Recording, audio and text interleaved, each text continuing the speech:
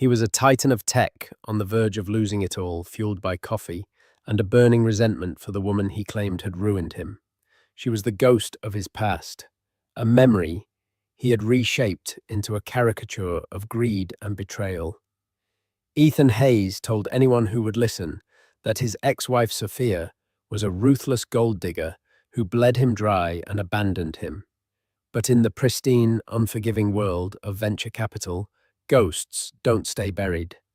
The anonymous investor who held the fate of his company in their hands was about to teach him that the truth is often more terrifying and more spectacular than the lies we tell ourselves. The stale scent of day-old pizza and palpable desperation clung to the air in the open-plan office of NexusLogistics. It was the smell of a dream dying. Ethan Hayes, CEO and co-founder, stared at the cash flow projection on his monitor, the glowing red numbers feeling less like data and more like a verdict. They were 90 days from insolvency, 90 days from his magnum opus, his rebellion against a world of mediocrity becoming another forgotten casualty of the startup graveyard. He ran a hand through his already disheveled brown hair, the gesture sharp with frustration. At 34, he still had the lean, hungry look of his college days, but it was now underscored by the dark smudges of sleepless nights and the tight set of his jaw. He had poured every cent, every waking hour, every drop of his soul into NexusLogistics, an AI-driven platform designed to revolutionize supply chain management. It was brilliant, it was visionary, and it was bleeding money like a severed artery. Any word? Ben Carter, his co-founder, and the calming yin to his chaotic yang, asked from the adjacent desk. Ben was meticulously organizing lines of code, his methodical nature a stark contrast to Ethan's explosive energy. Silence, Ethan grumbled, minimizing the spreadsheet of doom. Every VC in Silicon Valley has seen our pitch. They love the tech, they love the model, and then they see the burn rate and run for the hills. We're too big a risk.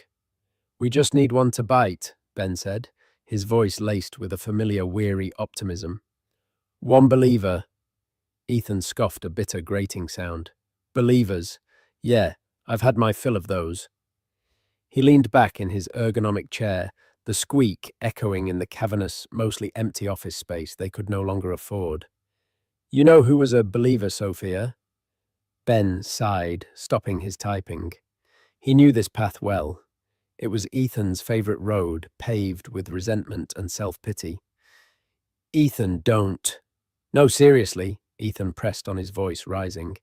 She believed in the big house, the fancy car, the trips to Monaco. She believed in the result, not the process. The moment things got tough, the moment my own savings had to go into the company, instead of a new designer handbag for her, she was gone. Yet the narrative was so well rehearsed, so polished from repeated tellings, that Ethan almost believed it himself. He and Sophia Rossi had been married for 5 years. 5 years that in his revised history were a long con where she played the part of the supportive wife while waiting for the IPA that would be her grand payday. That's not fair, Ben said quietly, though he knew it was pointless to argue. Sophia was there from the beginning. She was at the first pitch meeting, the one in that dingy coffee shop where you spilled latte on the investor's shoes. A performance, Ethan shot back, slamming his hand lightly on the desk. She was playing a role, the supportive, unassuming partner, all while her eyes were on the prize. The second our divorce was finalized, she took the settlement, every penny the lawyers could get her, and vanished. Probably sunning herself in the Caymans with some crypto bro. A classic gold digger Ben. She dug for gold, found the mine was running dry, and got out before the collapse. He conveniently forgot that the settlement had been modest, barely enough to cover her legal fees and a deposit on a small apartment. He forgot that she had worked 2 jobs in their early years to support them while he coded NexusLogistics into existence in their cramped apartment. He forgot her quiet encouragement, her belief in him when no one else did. His wounded pride had papered over those memories with the wallpaper of betrayal. It was easier to blame her than to face the terrifying possibility that he, Ethan Hayes, the boy genius, might simply fail. She called me a dreamer once. Ethan continued, his voice dripping with scorn. But she didn't mean it as a compliment. She meant I was unrealistic. She wanted the guaranteed payout, not the struggle. When I told her I was mortgaging the house to fund the second seed round, you should have seen her face. Pure terror. Not for me, not for us, for her safety net. Ben stayed silent, letting his friend vent. The truth was, Ben had always liked Sophia. He saw a quiet strength in her, a depth that Ethan, in his whirlwind of ambition, had seemed to overlook. Ben remembered Sophia bringing homemade dinners to the office during late nights, asking intelligent questions about the software architecture and calming Ethan down during his frequent moments of near-manic panic. The woman Ethan described sounded like a stranger. Ethan's rant was cut short by the ping of an incoming email. He glanced at his screen, his expression shifting from anger to weary curiosity. The subject line was stark and impersonal. Subject investment inquiry, NexusLogistics. His heart gave a little flutter. Another rejection, probably. A polite, "We'll keep you in our thoughts," email. He clicked it open. To Ethan Hayes, CEO, from Evelyn Reed Senior, Analyst, AR Ventures, Mr. Hayes. We have been following the progress of NexusLogistics with considerable interest. Your technology has disruptive potential, but your current financial trajectory is unsustainable. My principal is interested in exploring a potential Series A investment to facilitate a strategic pivot and ensure long-term viability. This would not be a standard investment. We would require a majority stake, 2 board seats, and final say on all budgetary and strategic decisions for the next 24 months. If these preliminary terms are not immediately disqualifying, I am available to meet tomorrow at 10 a.m. at our offices. Regards, Evelyn Reed, AR Ventures, 1 Embarcadero Center, San Francisco. Ethan read it twice, then a third time. AR Ventures. He'd never heard of them. The name was generic, almost deliberately obscure, but the address was prime real estate. And the tone of the email, it wasn't a negotiation. It was a demand. Majority stake, final say. They wanted to buy his company, gut it, and run it themselves. What is it? Ben asked, noticing the color drain from Ethan's face. Ethan swiveled his monitor around. Ben leaned in, his eyes scanning the text. He let out a low whistle. A majority stake. They want to take the whole thing, Ethan. This is a vulture fund picking at the carcass. Maybe, Ethan said, a strange light glinting in his eyes. Or maybe it's the only lifeboat left. He looked around the silent office at the empty desks and the motivational posters that now seemed to mock him. Disrupt or be disrupted. This isn't an investor, Ethan. It's a dictator, Ben warned. You'd be CEO in name only. You'd lose control of your own creation. My creation is about to be homeless and unemployed. Ethan countered, his voice raw. I'll be the CEO of absolutely nothing in 3 months. Control, I've lost control already.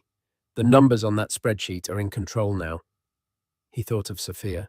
The bitterness churned in his gut. This was her fault. Her lack of faith, her abandonment had set this failure in motion. At least that's the story he told himself. Now, some faceless, soulless corporate entity was offering him a humiliating deal to save the company he had once promised her would change the world. The irony was a bitter pill, but swallowing a bitter pill was better than choking on failure. He turned back to his keyboard and began to type. Ms. Reed. The terms are aggressive, but not disqualifying. I will be there at 10 a.m. tomorrow. Ethan Hayes. As he hit send, he felt a cold dread mix with a flicker of hope. He was making a deal with the devil to save his dream. He had no idea that the devil he imagined was nothing compared to the ghost he had spent years trying to exorcise. The lobby of 1 Embarcadero Center was designed to intimidate. Soaring ceilings, acres of polished marble, and a silence so profound it seemed to absorb sound. It was the cathedral of capital, and Ethan felt like a blasphemer entering the pews, dressed in his best and only suit, which felt a size too tight and a decade out of style. He approached the security desk, his own reflection, a pale, anxious stranger in the mirrored walls.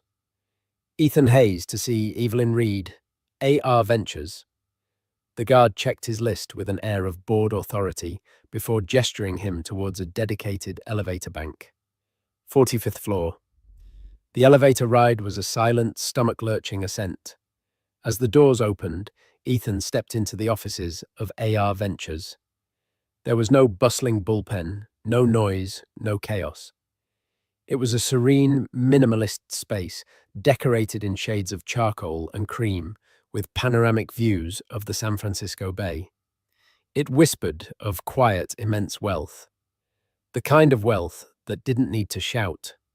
A woman rose from behind a stark white desk to greet him. She was perhaps in her late 40s, with silver-streaked hair pulled into a severe chignon, and a bespoke pantsuit that probably cost more than his monthly payroll.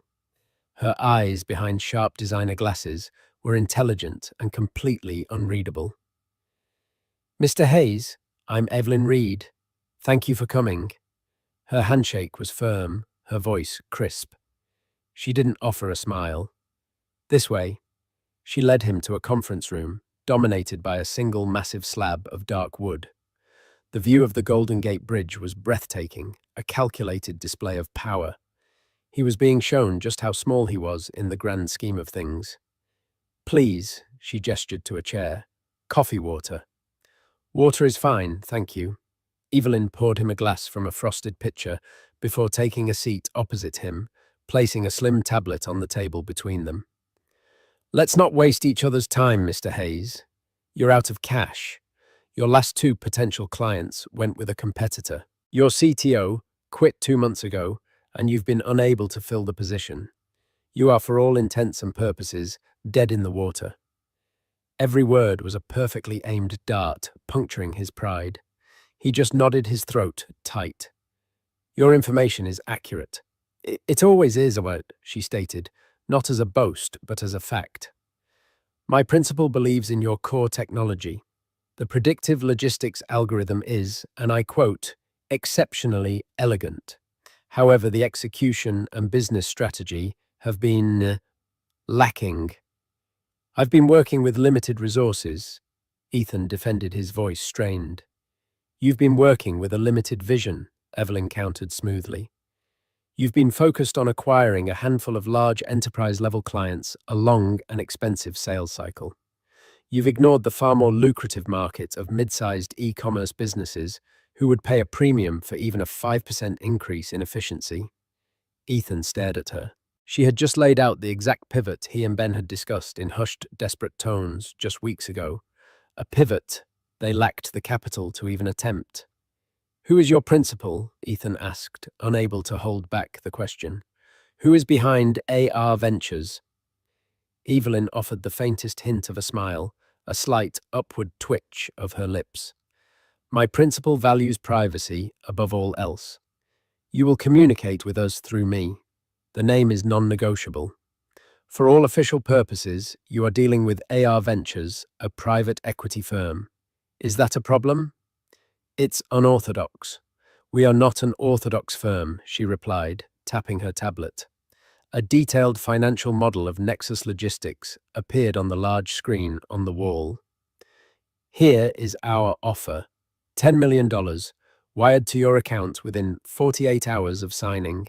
This will cover your debts, allow for a 50% staff increase, and fund an aggressive 18-month marketing strategy targeting the mid-market sector.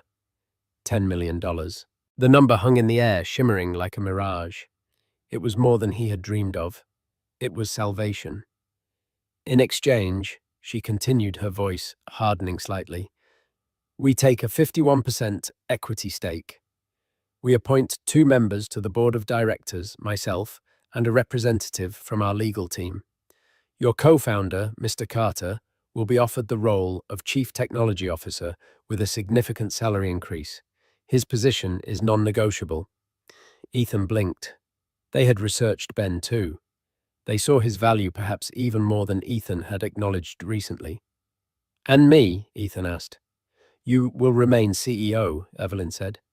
"However, any expenditure over $50,000, any hiring or firing of senior staff, and any strategic shift will require board approval.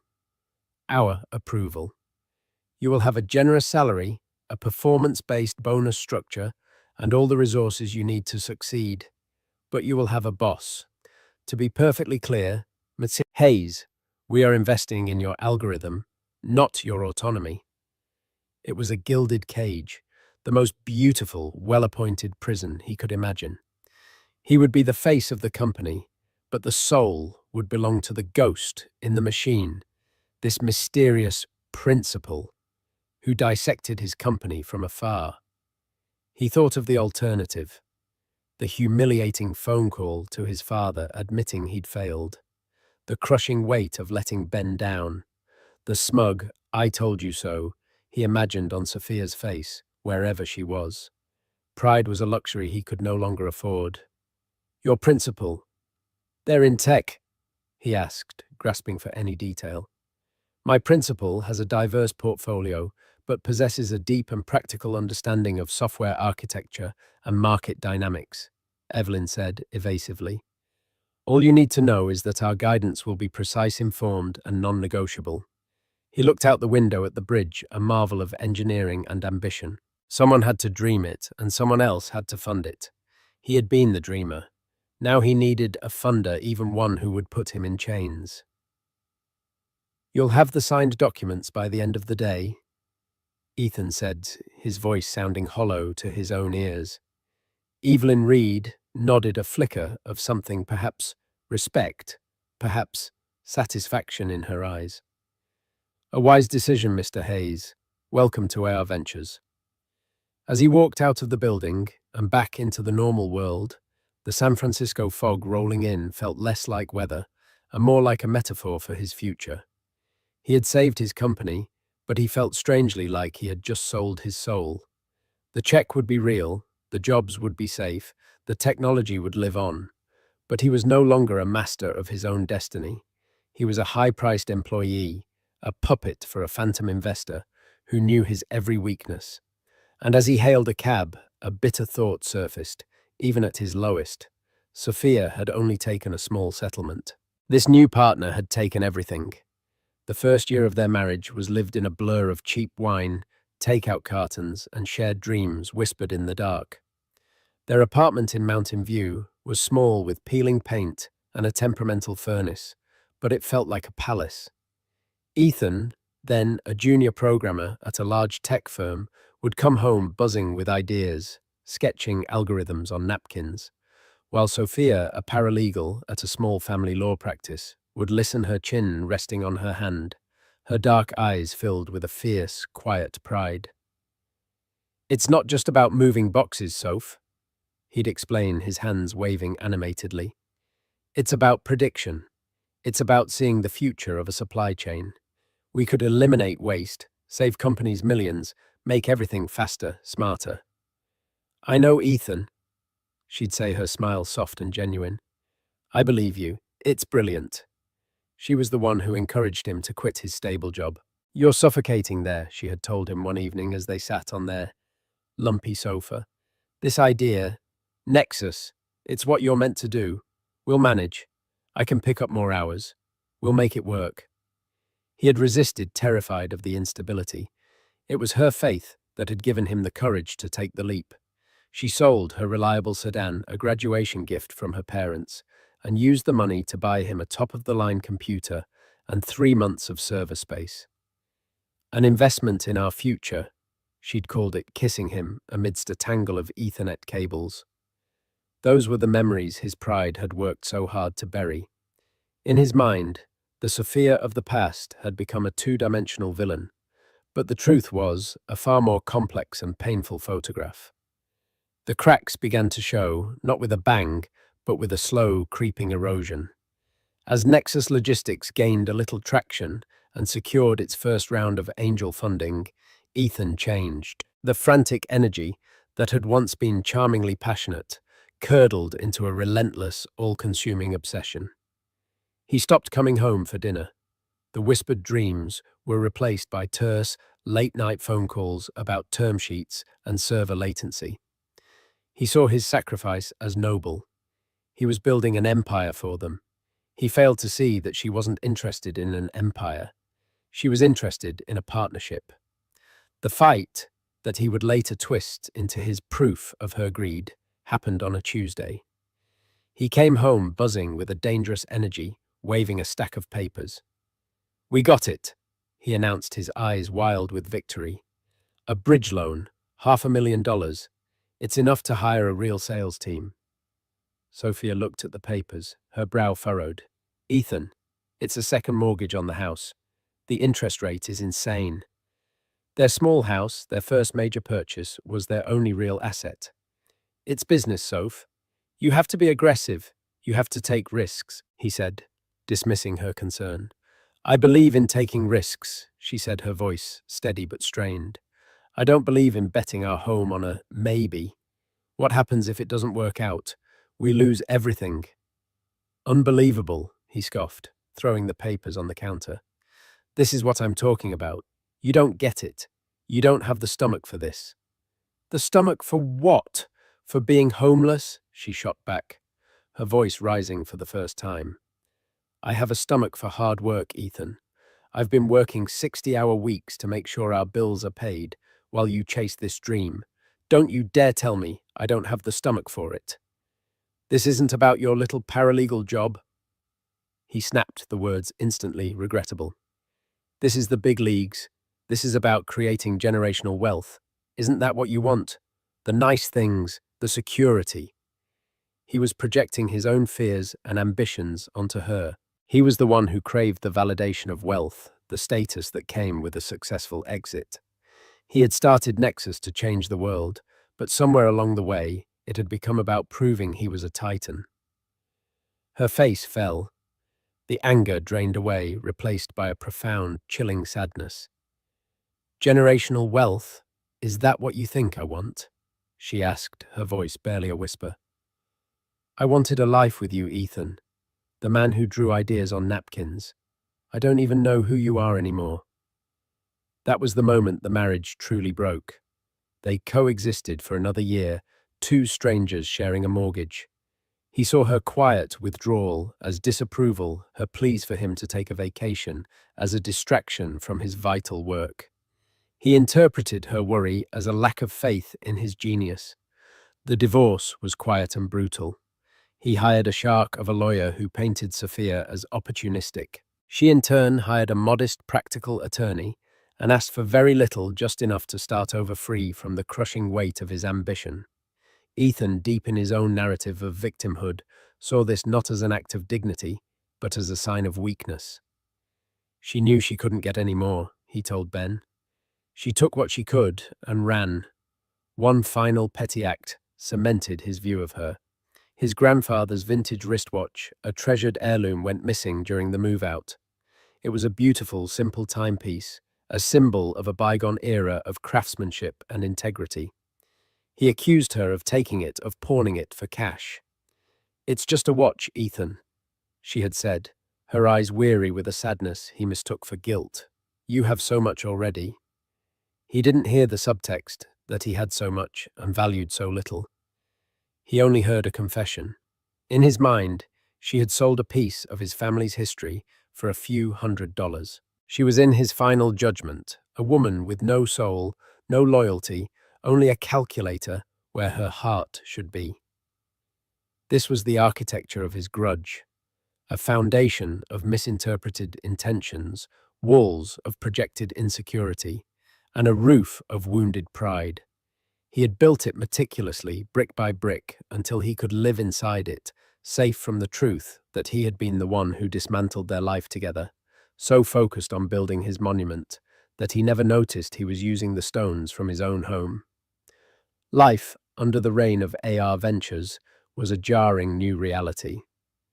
The $10 million arrived as promised, a staggering sum that cleared their debts overnight and filled the company coffers. The office, once a tomb of impending failure, buzzed with new energy. They hired a dozen of the brightest engineers and marketing minds in the Bay Area. The pivot to the mid-market sector, once a desperate fantasy, was now a meticulously executed strategy guided by the unseen hand of the principal. The guidance came exclusively through Evelyn Reed. She was a constant, formidable presence. Her emails were terse and brilliant. Her weekly calls were interrogations disguised as check-ins. She would dissect their progress reports with surgical precision, her questions revealing a terrifyingly deep understanding of their business. "Mr. Hayes," she said. During one such call, her voice cool and impassive through the speakerphone, "Your customer acquisition cost is 7% higher than our projections. The data suggests your digital ad spend is over-indexed on LinkedIn and under-indexed on targeted industry podcasts. Please adjust the allocation by end of day." Ethan, who had once prided himself on his marketing instincts, was silenced. She was right. He and his new marketing head had looked at the same data and missed it completely. Ben, in his new role as CTO, was thriving. Freed from the constant anxiety of bankruptcy, he dove into refining the algorithm. The principal, via Evelyn, would send occasional cryptic notes of feedback on the code itself. "Ben, I got another one," he said one afternoon, walking over to Ethan's desk, looking baffled. He held up his phone. "It just says, consider a recursive function for the batch processing query. Will reduce server load during peak hours." "Who is this person?" "They're looking at our raw code. They're a programmer, Ethan. A damn good one." Ethan felt a knot of resentment tighten in his stomach. He was the CEO, but he felt like an imposter in his own company. He was living in the gilded cage, and the bars felt colder every day. He had the corner office, now the one with the best view, but it felt borrowed. He was executing someone else's vision, a vision that was infuriatingly working perfectly. Within 6 months, NexusLogistics had signed over 40 new clients. Their monthly recurring revenue shot past figures he had only dreamed of. They were the new darlings of the tech press, a phoenix from the ashes story. And in every interview, Ethan had to smile and talk about his visionary strategy, all while knowing the true visionary was a ghost named Principal. His obsession with the investor's identity grew into a fever.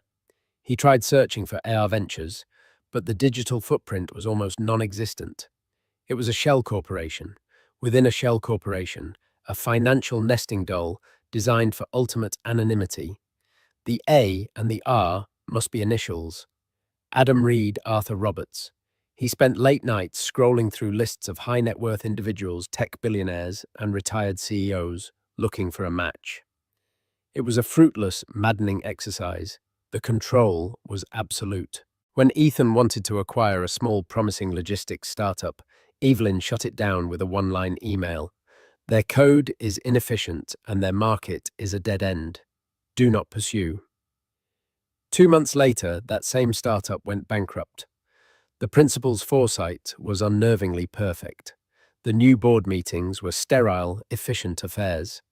It was Ethan and Ben on one side of the giant table, and Evelyn Reed and a silent, hawk-eyed lawyer named Mr. Davies on the other. They didn't debate, they were given directives. "We will be opening a European headquarters in Dublin within the next quarter," Evelyn announced at one meeting. "The groundwork has already been laid." "Dublin?" Ethan asked, flabbergasted. "I thought Germany made more sense for the manufacturing base." "You thought wrong," Evelyn stated, not unkindly, but with a finality that brooked no argument. "The Irish market provides a more favourable tax structure and a larger pool of multilingual tech talent. A location has been scouted. A list of potential candidates for the general manager position will be on your desk by Monday." Ethan felt a surge of hot fury. And I'm supposed to just go along with this. I'm the CEO. Evelyn looked at him, her expression uncharacteristically patient. Mr. Hayes, you are an excellent product visionary. Your original algorithm is proof of that. But your operational and strategic instincts are frankly your weakness. We are providing the scaffolding you need to build your skyscraper. Do you want to argue about the quality of the steel, or do you want to see the building finished? He slumped back in his chair, defeated. She was right. He hated that she was right. He hated the anonymous principal for being right.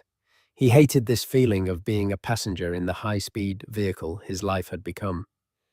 The money, the success, the praise, it all felt hollow. It wasn't truly his. He was a fraud, propped up by a mystery benefactor. He would walk through his bustling office, see the happy, productive employees, and feel a profound sense of alienation.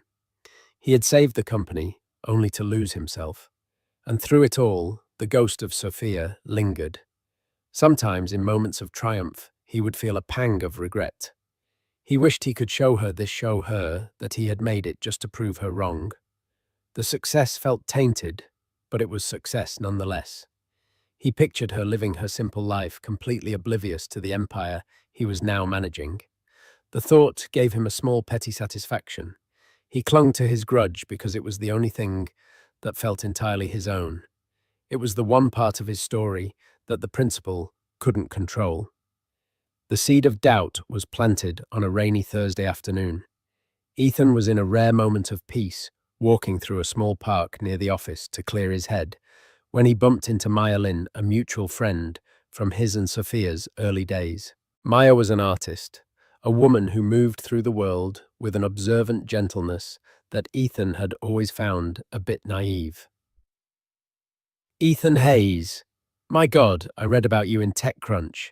You're a rock star. She greeted him with a warm hug. Hardly. He laughed, a bit uncomfortable with the praise. Just trying to keep the ship afloat. You're doing more than that from the sounds of it. It's amazing, she said. I'm so happy for you. Sophia would be too. Ethan's smile tightened. I doubt that. We don't exactly keep in touch. Maya tilted her head, a confused frown on her face. Really? That's a shame. You know, for all that happened, she was always your biggest fan. It was never about the money for her, Ethan. You know that, right? We had different ideas about what success looked like. He said, the old rehearsed line coming out automatically. I guess, Maya said, though she looked unconvinced. I just remember her selling her car to buy you that first supercomputer. And remember when she took on all that freelance legal transcription work, staying up all night, just so you could afford to go to that tech conference in Austin. She came to my studio once, utterly exhausted, and all she could talk about was how your keynote was going to blow everyone away. She had this absolute faith in your brilliance. Ethan stood frozen on the wet pavement. He had forgotten that. He'd forgotten the all-nighters she pulled, the sacrifices she made that he'd taken for granted. In his narrative, she was the one holding him back, afraid of risk. But Maya's words painted a different picture, a woman who had shouldered immense risk for him, who had worked herself to the bone, not for a future payday, but because she believed in his dream. The memory of the car, the conference, it was like a key turning in a long-locked room in his mind. The carefully constructed walls of his grudge trembled. I had forgotten about that, he admitted, his voice quiet. Well, don't, Maya said softly. Whatever happened between you two, don't forget that part. It was real. The conversation unsettled him for days. He found himself replaying old memories, but this time through a new lens. Her fear over mortgaging the house, was it greed, or was it genuine terror of losing their shared sanctuary? Her withdrawal during their last year together, was it disapproval, or was it the quiet grief of a woman watching her husband disappear into his own ambition? The next crack in his narrative came from an unexpected source, Evelyn Reed. They were in a late-night meeting finalizing the acquisition of a small German analytics firm, a move the principal had identified as critical for their European expansion. The deal was complex, the negotiations fraught. Ethan was exhausted and on edge. Their founder is playing hardball, Ethan vented, pacing his office. He's posturing, trying to squeeze another 200 grand out of us. He's not posturing, he's scared, Evelyn said calmly, reviewing the documents on her screen from her own office across town. His father founded that company. He feels like he's selling his family legacy. The money is secondary to his pride. So what do we do? Walk away? No, Evelyn said. You appeal to that legacy. You insert a clause that keeps him on as a paid consultant for 2 years and name the new integrated software module after his father. You give him dignity, not just cash. It shows respect for the work, not just the asset. Ethan stopped pacing. The advice was shrewd, insightful, and deeply empathetic. It was a move that went beyond the cold calculus of business. It was human. It didn't fit his image of the ruthless, faceless principal. That's a good idea, he conceded. It's the correct one, Evelyn replied. Sometimes people just want to know that what they built mattered. There was a brief pause, and in that silence, Evelyn said something that would haunt him. My principal has a strong belief in honoring the foundations of things. Honoring the foundations. The phrase echoed in his mind. It sounded so unlike a corporate raider. That weekend, driven by a strange compulsion he didn't understand, he went up to his attic. He was looking for old company prototypes, but he found himself rummaging through a box labeled Old Memories. Inside were photos from the early years of his marriage. There they were smiling on a beach, covered in paint, from renovating their first home, holding the keys to the house he had later risked without her consent. He saw the woman Maya had described, bright, loving, and full of hope. Then he found an empty velvet box. It was the box for his grandfather's watch. The anger, so familiar and comforting, flared up again. This was the proof. This was the real Sophia, the woman who would steal a family heirloom. He slammed the box shut, the dust motes dancing in the dim light. Maya was a romantic. Evelyn Reed was just a clever negotiator. Sophia was a thief. He needed to believe it. It was the only thing holding his version of the world together. But the foundation was cracked. The lie was unraveling, whether he was ready to admit it or not. NexusLogistics was no longer a startup. It was an institution. The acquisition of the German firm was a resounding success, and their new European headquarters was thriving. They were now valued at over $900 million, and a major tech conglomerate, a giant in the industry, had made an official acquisition offer. It was the exit Ethan had once dreamed of, a multi-billion-dollar deal that would make him and his anonymous partner titans of the industry. The final meeting to approve the sale was scheduled. The conglomerate's CEO would be there, and for the first time, the principal of AR Ventures had agreed to attend in person. They're finally going to show themselves, Ben asked, his eyes wide with disbelief as they stood in Ethan's office.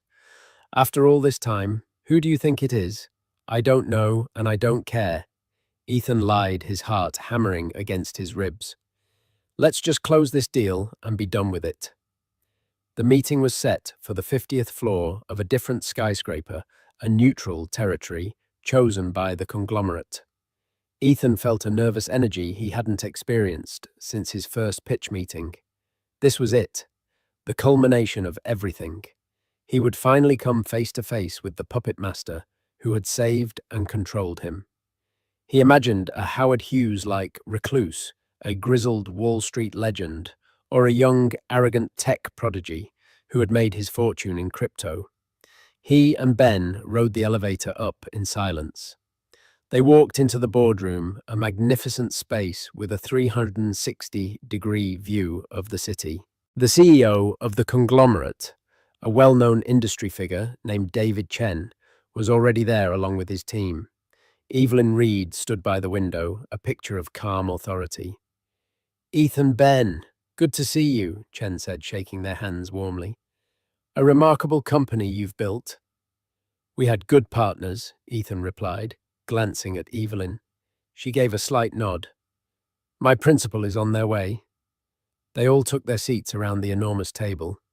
The air was thick with anticipation. Ethan's leg bounced nervously under the table. He fiddled with the cuff of his expensive, custom-tailored shirt, a shirt bought with the money the principal had provided. The door to the boardroom opened. Ethan looked up, expecting to see a man in a power suit. Instead, a woman walked in. She was dressed in a simple but impeccably tailored navy blue dress. Her dark hair was pulled back in an elegant low ponytail. Her face was one he knew better than his own, yet it was completely transformed. The uncertainty he remembered was gone, replaced by a quiet, unshakable confidence. The sadness in her eyes had been supplanted by a sharp, clear-eyed intelligence. It was Sophia Rossi. The world tilted on its axis. The air left Ethan's lungs in a silent gasp. He felt the blood drain from his face. It was as if a ghost had materialized in the room, but this was no phantom. This was real. Ben stared, his mouth agape. David Chen and his team looked on, confused by the sudden palpable tension. Evelyn Reed was the only one who seemed unsurprised. "Gentlemen," she said, her voice cutting through the stunned silence, "may I introduce the founder and principal of AR Ventures, Ms. Sophia Rossi." Sophia's eyes met Ethan's. There was no malice in them, no triumph, just a calm, level gaze that seemed to see right through him, through all the years of lies and resentment, and into the broken core of the man he was. "Hello, Ethan," she said, her voice even and steady. It was the same voice that had once whispered encouragement in their tiny apartment, now wielded with the authority of a kingmaker. Ethan couldn't speak. His mind was a maelstrom of confusion, humiliation, and a dawning, horrifying understanding. AR Ventures. AR. Arthur Rossi. Her initials. Sophia Amelia Rossi. He had been so blind, so consumed by his own narrative that he'd missed the most obvious clue. "You," he finally managed to stammer, his voice a hoarse whisper. "How—" "My grandmother," Sophia said simply, taking a seat at the head of the table, a spot that was clearly hers. She was a very shrewd woman who lived a very simple life. She invested in some tech companies in the early 80s. Apple, Microsoft. She left me a small portfolio when she passed. I let it grow. She paused, letting the information sink in. I never told you because I knew you. You would have seen it as your seed money, your resource to burn through. It was mine, and I chose to invest it wisely. Every word was a blow. Her quiet life, her modest job, it had all been a choice. She had possessed a fortune he couldn't have imagined, all while he was calling her a gold digger for wanting to protect their small home. "You knew I was going to fail," he said, the accusation weak, pathetic. "No," Sophia corrected him gently. "I knew your idea was going to succeed. I also knew your pride and your arrogance were going to get in the way. I didn't invest in you, Ethan, not the you that you had become. I invested in NexusLogistics, and I put safeguards in place, Evelyn, the board, the strict oversight to protect my investment from your worst instincts." Her explanation of the pivot to the mid-market, her analysis of his flawed strategy, her deep understanding of his code, it all crashed down on him. The principal, who had seen his weaknesses so clearly, was the person who had once known him best. The humiliation was a physical force, pressing down on him, stealing his breath. Every angry word he had ever spoken about her, every bitter complaint to Ben, every self-pitying monologue, she had been the one signing his paychecks the entire time. She had listened to him call her a gold digger while she was single-handedly funding his redemption. He thought of his grandfather's watch, the final damning piece of evidence of her supposed greed. As if reading his mind, Sophia reached into her handbag. She pulled out a small, soft leather pouch and slid it across the polished table towards him. "I kept this for you," she said. "You were so chaotic when we separated, I was afraid you'd lose it. I was waiting for the right moment to give it back." He slowly opened the pouch. Inside, gleaming under the boardroom lights, was his grandfather's watch. It was ticking. That was the moment he finally completely broke.